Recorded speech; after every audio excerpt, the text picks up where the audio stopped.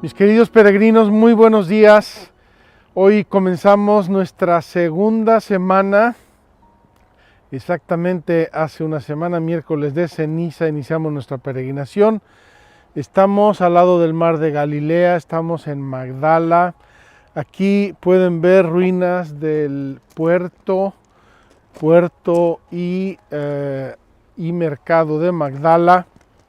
Y de este lado pueden ver la iglesia que construimos en este lugar, el Duc in Altum, Rema Mar Adentro. Quiero ir con ustedes aquí caminando tranquilamente a la capilla del encuentro. Nos refiere el evangelista Marcos que Jesús estaba del otro lado del mar de Galilea, Dice que se subió a una barca después de expulsar los demonios, que los mandó a la piara de cerdos y se desbarrancaron y se ahogaron. Dice, subió a la barca y atravesó del otro lado. Probablemente atravesó aquí. No lo sabemos con certeza, pero con mucha probabilidad atravesó aquí, porque dice el evangelista que se reunió una grande muchedumbre en torno a él. Y las muchedumbres no caen del cielo, las muchedumbres están en algún lugar, en algún poblado. Desembarca Jesús, baja una muchedumbre de gente y quiero que vean este piso de piedra que es hermosísimo, es original, y que vamos a encontrar dentro en la capilla del encuentro, porque cuando hicimos esta capilla mantuvimos con toda deliberación el piso en la capilla del encuentro, es el piso original. Y dice el evangelista que mientras se reunía toda esta gente ocurrieron 2 milagros. Vamos a entrar a la capilla del encuentro y vamos a ver allí uno de los 2 milagros, el que nos va a servir hoy un poco de base para nuestras reflexiones.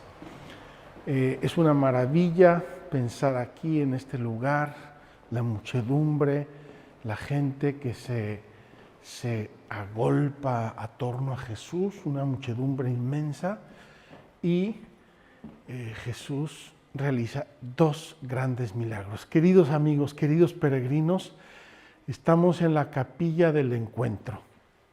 Esta capilla, ya les dije, tiene el piso original. Probablemente Jesucristo caminó aquí, probablemente realizó aquí este milagro.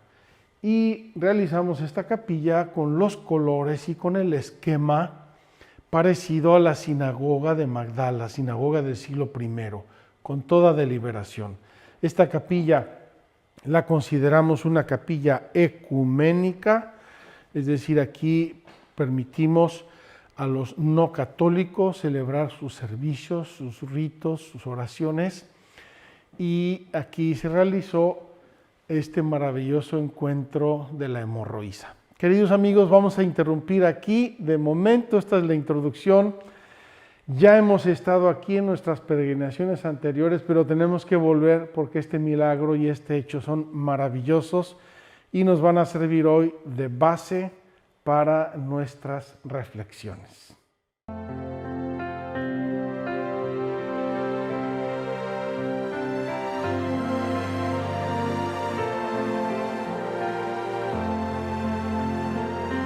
Es el tiempo de la gracia, el banquete está servido. Es el tiempo de la iglesia, Cristo nos ha redimido. Peregrinos en la tierra, con inmensa sed de cielo, tú nos das los sacramentos, porque en ellos estás tú. Todo lo hiciste nuevo, saciaste mis anhelos. Un sacramento es signo y presencia del Dios verdadero. torrencial de cielo en nuestro humilde suelo, lluvia de gracia, haz de mi tierra una tierra santa, congregados en el nombre de la Santa Trinidad. Celebramos la liturgia con solemne libertad. No me basta agradecerte, quiero hacer tu voluntad, revestirme de tu gracia y llevarte a los demás, pues del pecho de tu iglesia bebe nuestra humanidad.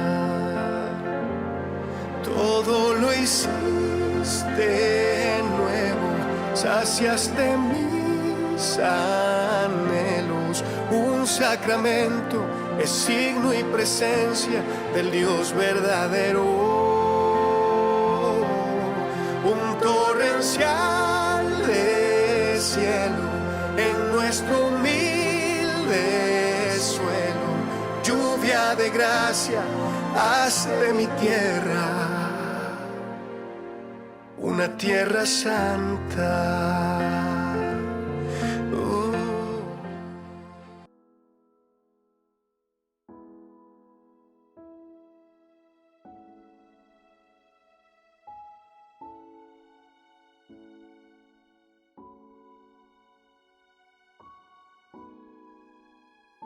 Mis queridos peregrinos, delante de este hermoso cuadro que representa el momento en que la hemorroísa toca el manto de Jesús y queda curada, quiero tener con ustedes hoy esta catequesis y como les he venido anunciando y ayer les repetí, hoy ya caemos en el catecismo. Vamos a tomar el catecismo de la Iglesia Católica, que es todo luz y todo claridad, y vamos a tratar de ir desmenuzando las verdades que tiene el catecismo. Y hoy tenemos 3 o 4 conceptos muy poderosos, muy potentes. Vamos a ver si logramos transmitirlos con claridad y con sencillez para que todos ustedes puedan aprovecharlos y puedan entenderlos. Quiero hablar en primer lugar de la colocación de este milagro en el Evangelio de San Mateo.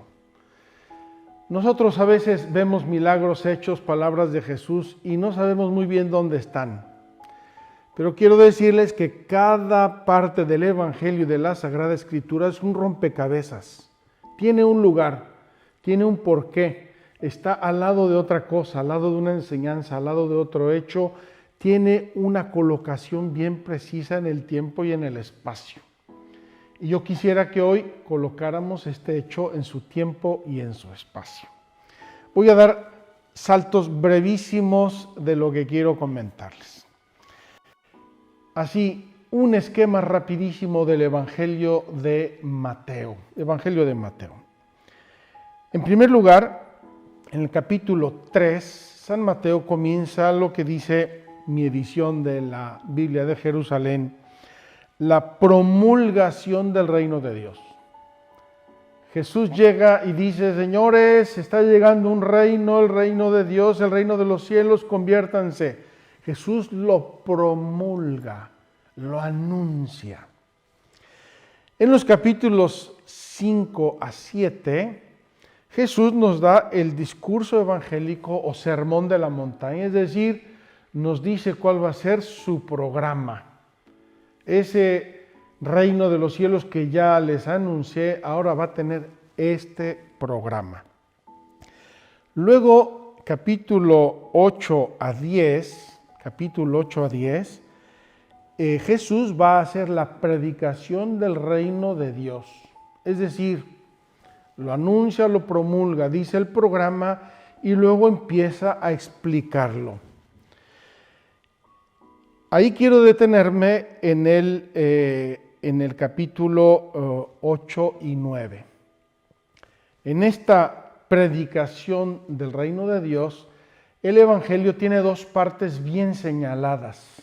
Primero tiene 10 milagros, uno de ellos es 10 milagros, es decir, 10 hechos contundentes de que ya está el reino de Dios aquí. Y luego tiene un discurso apostólico, es decir, una explicación de esos milagros. Jesús no solamente hace cosas, sino va dando enseñanzas que explican esos hechos. Luego, el capítulo 11 tiene, desde el capítulo 11 hasta el 13, tiene el misterio del reino de Dios, es decir, Jesús sigue profundizando que es un misterio. Quiero aquí detenerme por los que no han hecho las peregrinaciones anteriores. Misterio no es una cosa tenebrosa, como a veces pensamos. El misterio, algo oculto que nadie sabe qué es, eso es un misterio así en la calle.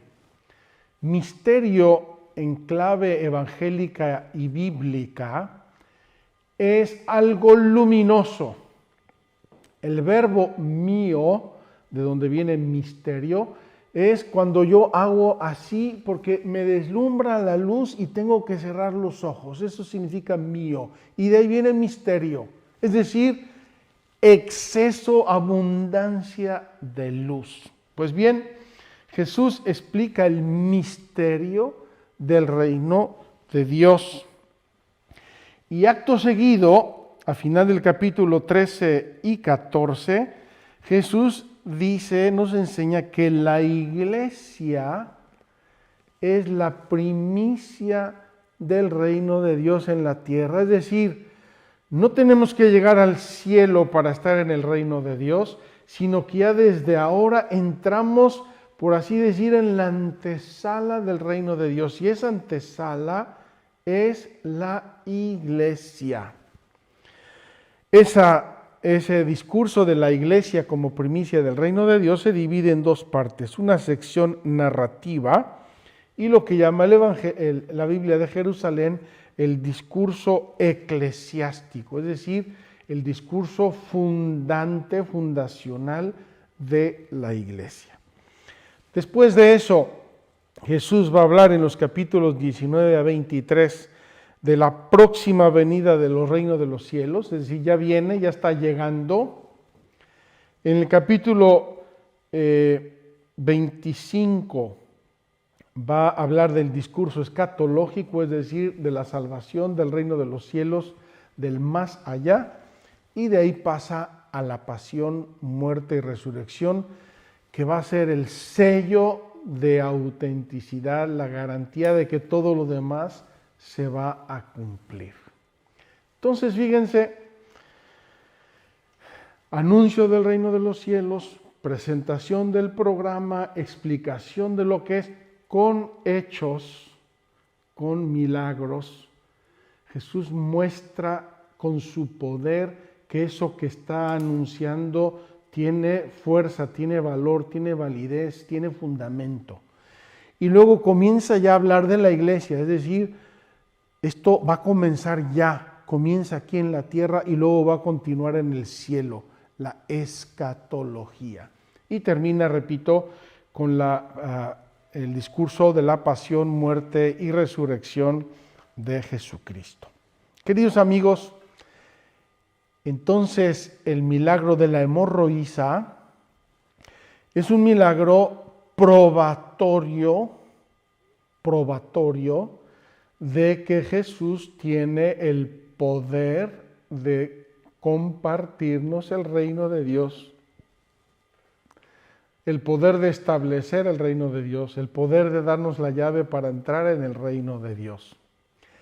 Si se acuerdan, el viernes pasado veíamos en el discurso entre Jesús y Nicodemo cómo empezó el discurso, cómo empezó la conversación.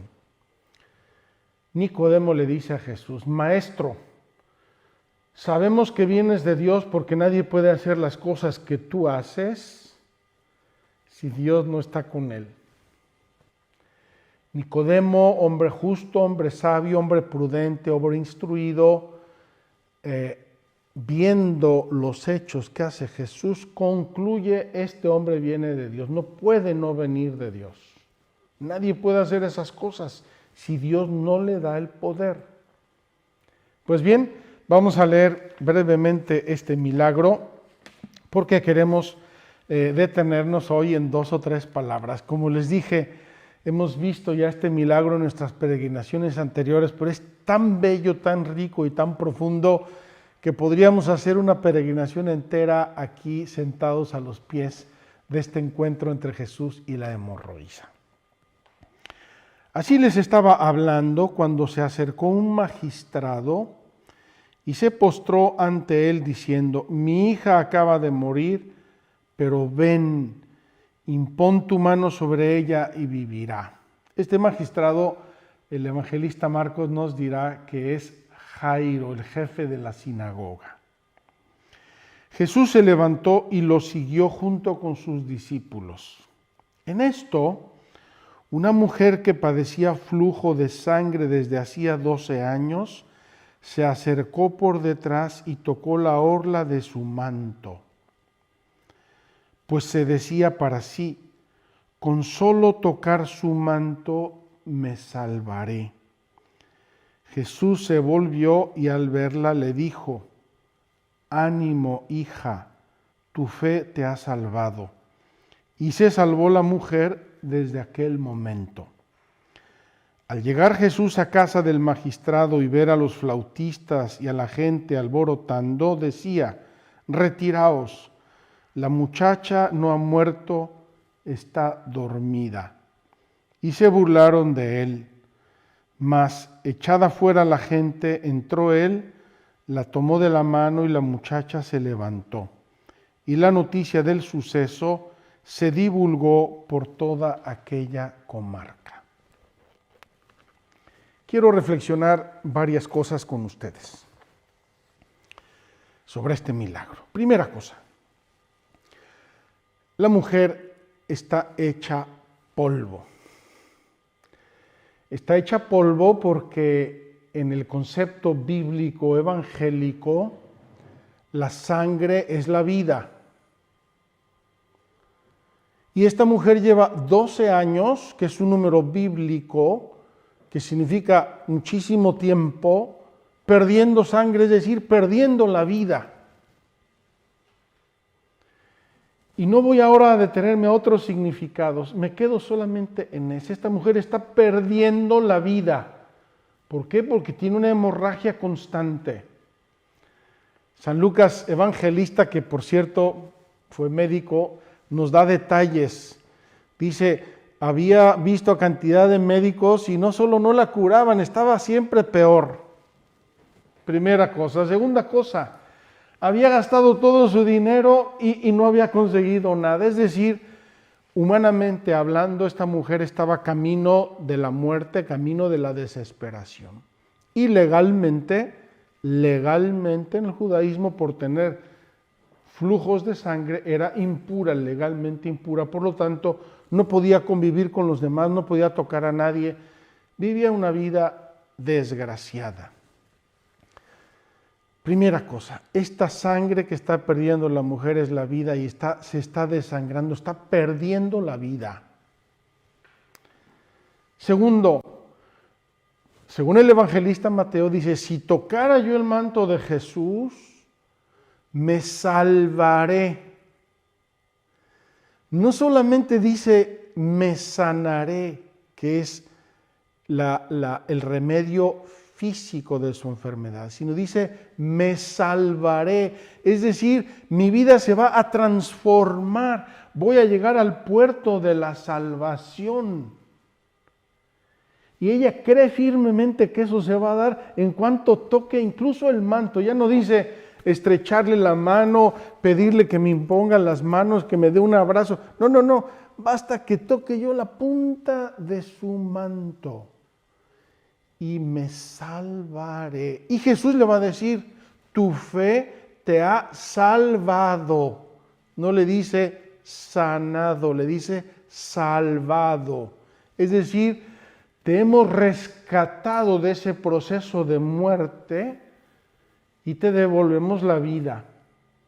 Y se para ese proceso de muerte que era la hemorragia, se para, se sana y la mujer se encuentra salvada.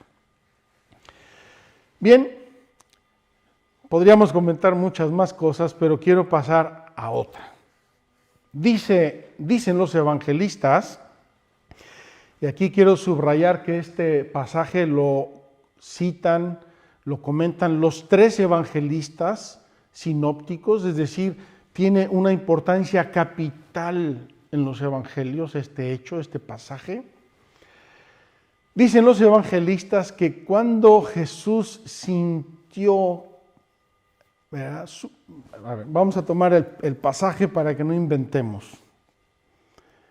Dice, vamos a ver si el evangelista Marcos dice así: si logro tocar su manto, si logro tocar aunque solo sea sus vestidos, me salvaré, dice Marcos. Inmediatamente se secó la fuente de su sangre y sintió en su cuerpo que quedaba sanada del mal. Al instante Jesús, dándose cuenta de la fuerza que había salido de él. Aquí nos vamos a parar. Esta mujer le arranca a Jesús una curación milagrosa. Tu fe te ha salvado, le va a decir Jesús. ¿Qué es lo que experimenta Jesús en medio de una muchedumbre que lo está apretujando y va caminando a casa del magistrado llamado Jairo? Ahí toda la muchedumbre, y dice el evangelista, Jesús, sintiendo que salió de él una fuerza. Una fuerza. Quiero detenerme en esta fuerza. Quiero detenerme porque ahora hay muchas teorías, ¿verdad? Energías cósmicas, galácticas, no sé cuántas historias. Quiero detenerme en esta fuerza. Dice así el Evangelio en latín, habla de virtus. Salió de él una virtud. Y el Evangelio griego, que es el original de Mateo, dice que salió una dinamis. Dinamis. Vamos a ver qué nos dice el diccionario de la Real Academia sobre virtus, virtud y dinamis o dinámica. Dice así el diccionario. Virtud. Actividad o fuerza de las cosas para producir o causar sus efectos. Actividad o fuerza de las cosas. En este caso no es de las cosas, es de Jesús. Actividad o fuerza de Jesús para producir o causar sus efectos. En este caso, la sanación y la salvación de esta mujer. Jesús causa virtud de este efecto, de esta sanación. Dice el segundo significado, eficacia de una cosa para conservar o restablecer la salud corporal. La virtud es la eficacia de las medicinas. En virtud de estas medicinas yo me sané, pero en virtud de este encuentro se sana la hemorroísa. Tercer significado, fuerza, vigor o valor. Cuarto significado, poder o potestad de obrar. Poder o potestad de obrar. Quinto significado, integridad de ánimo y bondad de vida. Sexto significado, disposición de la persona para obrar de acuerdo con determinados proyectos ideales como el bien, la verdad, la justicia y la belleza. Séptimo significado, acción virtuosa o recto modo de proceder. Y siguen otros significados, no quiero extenderme más. La virtud que Jesús siente sale de Él. Él es la causa de la virtud, Él es la fuente de esta virtud, es decir, de este poder sanador. El Evangelio en griego nos habla de dinamis y vamos a ver qué significa dinámico o dinámica. Dice, primer significado, perteneciente o relativo a la fuerza cuando produce movimiento. Es decir, una fuerza, un poder que pone en movimiento algo. Aquí sabemos qué es lo que puso en movimiento. Puso en movimiento el amor de Cristo, el amor sanador de Cristo. Segundo significado, perteneciente o relativo a la dinámica. Tercer significado, dicho de una persona, significa noble por su energía y actividad. En la física, rama de la mecánica que trata de las leyes del movimiento en relación con las fuerzas que lo producen. Podríamos aquí recordar el principio de que no hay efecto sin causa. Y la causa, en este caso, es Jesucristo. Sistema de fuerzas dirigidas a un fin, nivel de intensidad de una actividad. He querido señalarles esto para que nos entendamos. Jesús siente que sale de Él una virtud, una fuerza, una energía, podríamos decir, que sana a esta mujer. ¿Por qué es tan importante colocarnos ante este milagro, ante este hecho, subrayando estos elementos? Porque Jesús es la causa de los efectos de todos los sacramentos. El sacramento del bautismo me purifica porque Jesús es el que me purifica a través de su Espíritu. El sacramento de la confirmación me unge y me da el Espíritu Santo porque Cristo es el ungido. Cristo es Cristo, Christos, el ungido. Entre paréntesis, Christos, el ungido, cristianos, los ungidos.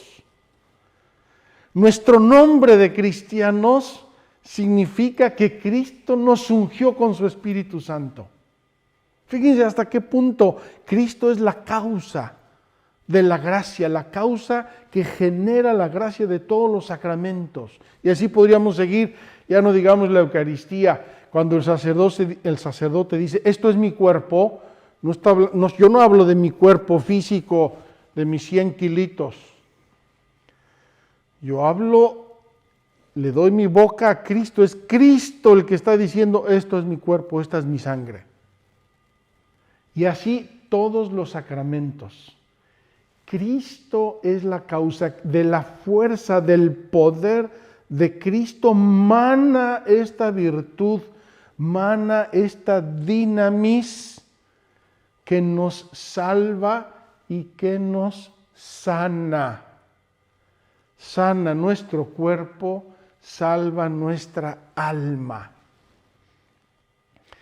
Queridos hermanos, cuando la Iglesia, les voy a mostrar, cuando la Iglesia se plantea la necesidad de hablar de los sacramentos, que es una parte de la liturgia de la Iglesia, y ahora vamos a explicar lo que significa liturgia, nos muestra esta imagen y se la voy a enseñar. Miren una imagen de la hemorroísa encontrada en las catacumbas romanas, una imagen del siglo IV. Ahí está el poder de Cristo, ahí está la fuerza salvadora, sanadora de los sacramentos. Voy a leer este texto que nos trae el catecismo al pie de esta fotografía. Dice, la escena representa el encuentro de Jesús con la mujer que padecía flujo de sangre. Esta mujer, la hemorroísa, que llevaba ya muchos años enferma, toca el borde del manto de Jesús y queda curada por la virtud que salía de él. Los sacramentos de la Iglesia prosiguen ahora la obra que Jesús realizó a lo largo de su vida terrenal. Esto es lo importante. Esto es lo que es la liturgia. Los sacramentos de la Iglesia prosiguen ahora la obra que Jesús realizó a lo largo de su vida terrena. Los sacramentos son como las fuerzas que salen del cuerpo de Cristo, que sanan las heridas de nuestros pecados y nos dan la vida nueva, sanación y salvación. Esta imagen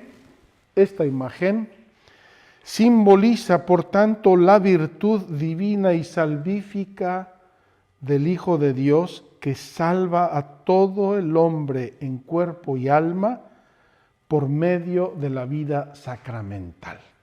Queridos hermanos, al ir aterrizando para comentar el catecismo, vamos a hacer catequesis. Esta peregrinación de Tierra Santa es una gran catequesis. Al ir aterrizando en esta parte que el catecismo llama la celebración del misterio cristiano. La celebración del misterio cristiano. Nosotros celebramos el misterio cristiano, el misterio de Cristo. Vamos pues a tomar brevemente el catecismo y nos referimos a los números 1066 a 1075. 1066 a 1075. Lo cito para quien quiera ir siguiendo el catecismo o quien quiera después leerlo, reflexionarlo, hacer sus notas, hagan lo que quieran que les sirva.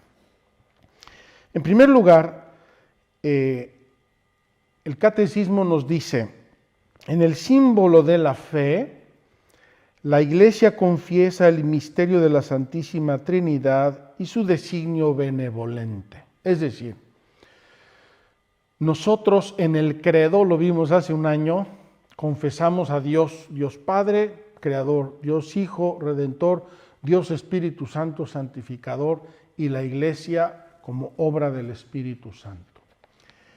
Y dijimos reiteradamente que toda la acción de Dios era una acción de amor. Por amor nos creó, por amor nos redimió, por amor nos santifica. Esa acción en la historia de la Iglesia ha tenido diversos nombres y quiero ahora explicarlos. 3 nombres voy a citar. El misterio de Cristo, porque el misterio de Cristo encierra toda la obra de Dios por amor nuestro. La economía de la salvación o la economía de la encarnación. Son 3 nombres que significan casi lo mismo, pero subrayan aspectos particulares. Leí, buscando profundizar este tema, leí una pregunta de un señor que no entendía esto de economía de la encarnación. Dice: oiga, yo soy economista y no entiendo qué quieren decir con esto. El término economía viene del griego y significa literalmente administración doméstica. Es decir, el modo como cada quien organiza su casa, sus hijos, su disciplina familiar, su educación y su economía, su dinero y sus comidas. Economía originalmente, etimológicamente, significa la organización de la propia casa. Cuando hablamos de economía de la salvación, estamos diciendo cómo Dios organizó la salvación de los seres humanos. Cuando hablamos del misterio de Cristo, estamos diciendo cómo Dios quiso realizar las cosas por nuestra salvación. ¿Por qué? Porque así lo quiso. No podemos pedirle cuentas a Dios ni muchas explicaciones. A nosotros nos Corresponde contemplar el misterio, amarlo, entenderlo lo mejor posible y vivirlo. Y así nos salvamos. El tercer término es economía de la encarnación. Y aquí quiero detenerme un segundo porque esto explica la liturgia y los gestos de la liturgia de la iglesia. Miren, Dios nuestro Señor pudo habernos salvado y redimido y santificado con una palabra: sálvense. Ya está, Él es el creador, Él es el omnipotente, Él es el omnisciente, Él es el sempiterno, Él es el infinito. Él podía haber dicho: salvados, perdonados, vámonos. Y eso hubiera dejado la vida humana aquí en un plano y la vida divina aquí en otro plano. Y sin embargo, Dios quiso, por amor, por cariño, por solidaridad y porque así lo quiso Él en sus designios amorosísimos, Él quiso bajar de su nivel humano, divino, de su nivel divino, bajar y hacerse hombre. Entonces, Dios tiene voz humana, Dios tiene ojos, Dios tiene manos, Dios camina conmigo, Dios se sienta a comer y a beber conmigo. Eso es la economía de la encarnación, el designio de Dios, su poder, su santidad para mí, para nosotros los hombres, para el género humano, baja. Por eso la imagen de la lluvia y la nieve que caen y fecundan y hacen producir. Entonces, tenemos esta presencia de Dios en la historia. Y desde el momento en que Jesús se encarnó en el seno de la Virgen María en Nazaret, se inaugura esta economía de la encarnación. Es decir, esta presencia de Dios entre los hombres. Y esta presencia va a tener dos grandes fases. La primera, la vida terrenal de Jesús. Es decir, mientras estuvo con nosotros, sea en su vida de Nazaret oculta, sea en su vida pública, sea en su pasión o después de la resurrección, hasta que ascendió al cielo, es la primera fase, la vida terrenal de Jesús. Está con nosotros, es un hombre, tiene nombre y apellido, dirección, Facebook, Twitter e Internet y teléfono. Cuando Él vuelve al cielo, no se termina la economía de la encarnación. No se termina. Es lo que hicimos caminando del Monte de los Olivos al Monte de Sión. No se termina la economía de la encarnación. La economía de la encarnación pasa a otra fase. Y esta nueva fase es la vida de la iglesia. Como ya hemos repetido, la iglesia que es cuerpo de Cristo, la iglesia que actúa por el poder, virtus y dinamis de Cristo, la iglesia que tiene un alma y esa alma es el Espíritu Santo, y la iglesia que va a vivir y a prolongar en el tiempo la memoria de los hechos salvíficos de Jesús, no solo como recuerdo, sino para aplicarlo en cada generación y en cada lugar del mundo y de la historia. Si nosotros entendemos esto, ya entendimos lo que es la liturgia y la economía de la encarnación. Entonces, es el misterio de Cristo lo que la Iglesia anuncia y celebra en su liturgia. En su liturgia. Vamos a ver qué significa liturgia. ¿Qué significa liturgia? Liturgia, etimológicamente, es obra o quehacer público. Liturgia es una obra del pueblo, una obra del pueblo.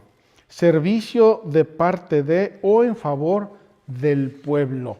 Este término venía probablemente de la polis griega. Acción en favor o por el pueblo. Pero la iglesia asume este término y le da un significado completamente nuevo. Significa el pueblo que participa en la obra de Dios. Esa acción en favor del pueblo, con mayúscula, es la acción de Dios en favor de su pueblo. Es la acción del pueblo, de la salvación del pueblo. Y el pueblo cristiano participa en esa obra de Dios. Esa participación es la liturgia. Y participa la iglesia en la liturgia celestial, en la liturgia eterna, a través de la liturgia que hace en cada lugar y en cada momento. Jesucristo tiene 3 dimensiones: sacerdote, profeta y rey. Cristo sacerdote, Cristo profeta y Cristo rey. Como sacerdote, Cristo ofrece el mundo al Padre, la gloria de Dios Padre, que es el fin último de toda la creación, la gloria de Dios. Cristo sacerdote. Cristo profeta, cuando anuncia la verdad, la salvación, el evangelio, la buena nueva. Cristo profeta, el anuncio. Y Cristo rey, cuando organiza la vida del mundo para la gloria de Dios. Esto es lo que nosotros vivimos y lo organiza a través de la caridad, del amor, cuando estructura el mundo en el amor. Esto nosotros lo vivimos en la Sagrada Liturgia. Y fíjense que no tendría ningún sentido la Sagrada Liturgia si está desconectada de nuestra vida. La persona que se porta mal en la calle y hace muchas cosas que no debe hacer y no sigue el evangelio ni cumple los mandamientos de Dios y va a la iglesia y a lo mejor hasta recibe los sacramentos, está viviendo una fractura. No vive la liturgia, porque la liturgia es el ordenamiento de las cosas según la economía de la encarnación, es decir, según este orden del Cristo sacerdote, profeta y rey. Repito, sacerdote que ofrece todo a Dios, que lo ordena a la gloria de Dios. Profeta que anuncia la verdad y la buena nueva. Rey que estructura el mundo según la caridad. En la carta a los Hebreos, capítulo 8, versículo 2, que es una descripción de la liturgia del universo y de la historia. Les invito a leer la carta a los Hebreos, es preciosísima. En el capítulo 8, versículo 2, llama a Jesús el liturgo, es decir, el que orquesta esta acción de Dios para los hombres y la acción de los hombres para Dios, el que hace de pontífice, de puente, Cristo liturgo. Esta liturgia divina, esta liturgia sagrada es la que nos comunica, nos va comunicando la acción de Dios a través de los sacramentos. La vida de Dios, la palabra de Dios, la sabiduría de Dios. Esto lo vivimos sea en la liturgia oficial de la iglesia que en la oración de los cristianos. Por eso Jesús dijo una expresión muy importante. Cuando 2 o más se reúnen en mi nombre, y no dice en la liturgia, y no dice en la iglesia, no dice con un sacerdote o con una monja, dice 2 o más en mi nombre, cuando en tu casa, con tus hijos, con tu familia, con tus padres te reúnes en el nombre de Jesús, yo estaré allí en medio de ellos. De algún modo, cualquier reunión en el nombre de Jesús, cualquier momento de oración cristiana, personal o comunitaria, de algún modo forma parte de esta grande liturgia que Jesucristo realiza cada día ofreciendo el mundo a Dios Padre.